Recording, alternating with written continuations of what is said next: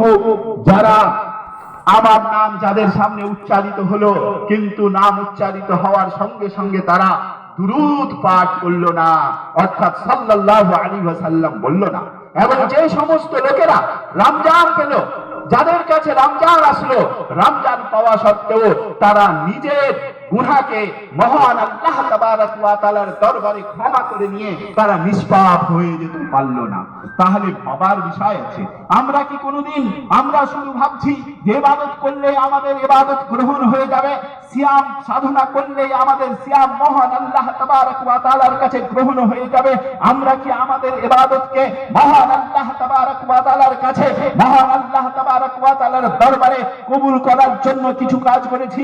আমরা কি কোনোদিন গভীর রাত্রিতে, নির্জন রাত্রিতে, অন্ধকার রাত্রির মধ্যে মহান আল্লাহ তাবারক ওয়া তাআলাকে সন্তুষ্ট করার জন্য সিজদায় পড়ে পড়ে মহান আল্লাহ তাআলার কাছে কেঁদেছি, আল্লাহুম্মা গফিরলি, আল্লাহুম্মা মাগফিরলি, আল্লাহুম্মা মাগফিরলি, আল্লাহ গো আমি বহু পাপ করেছি, আল্লাহ তুমি এই রমজান মাসের বদৌলতে আমার সমস্ত পাপ সমূহকে মোচন করে দিয়ে আমাকে নিষ্পাপ করে দাও, আমাকে তুমি গ্রহণ করে দাও, আমার সিয়ামকে তুমি গ্রহণ করে নাও, আমার সালাতকে তুমি গ্রহণ করে নাও, আমার তেলাওয়াতে কোরআনকে তুমি গ্রহণ করে নাও, আমার লাইলাতুল কদরকে গ্রহণ করে নাও। আমরা কি করতে পেরেছি?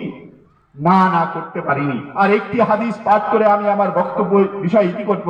নবী সাল্লাল্লাহু আলাইহি সাল্লাম এক হাদিসের মধ্যে ঘোষণা করছেন, আতাদরুনা মাল মুফলিস, হে আমার সাহাবাবর্গ, তোমরা কি জানো সব চাইতে নিঃস্ব কোন ব্যক্তি?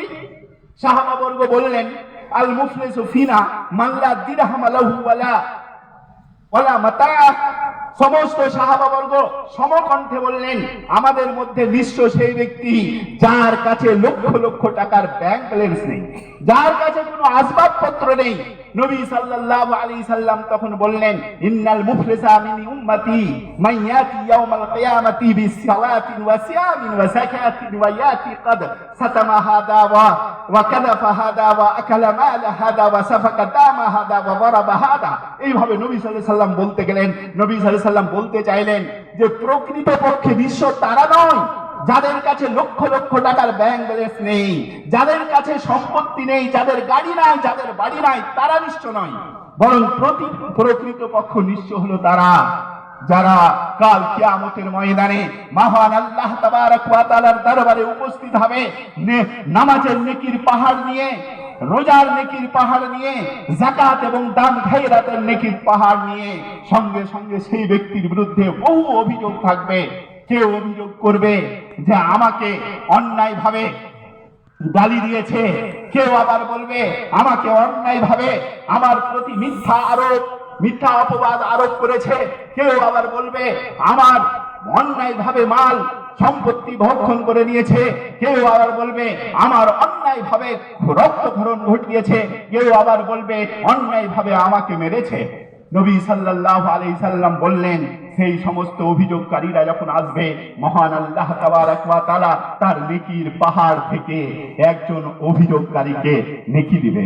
এই করতে করতে তার অভিযোগকারী শেষ হবে না, কিন্তু তার নেকির পাহাড় শেষ হয়ে যাবে। নবী সাল্লাল্লাহু আলাইহি সাল্লাম বলছেন, ফাউখিযা খাতায়াহু, তখন সেই অভিযোগকারীদের পাপগুলোকে মহান আল্লাহ তাবারক ওয়া তাআলা নেবেন, ফাতুরিহাত আলাইহি, সেই ব্যক্তির উপরে নিক্ষেপ করে দেওয়া হবে, শেষ পর্যন্ত তাকে জাহান্নামে পাঠিয়ে দেওয়া হবে। প্রিয় মুসাল্লিগণ, আমাদেরকে চিন্তা করতে হবে, আমাদেরকে আত্মতুষ্টিতে থাকলে হবে না যে আমরা রমজান মাসে রোজা করলে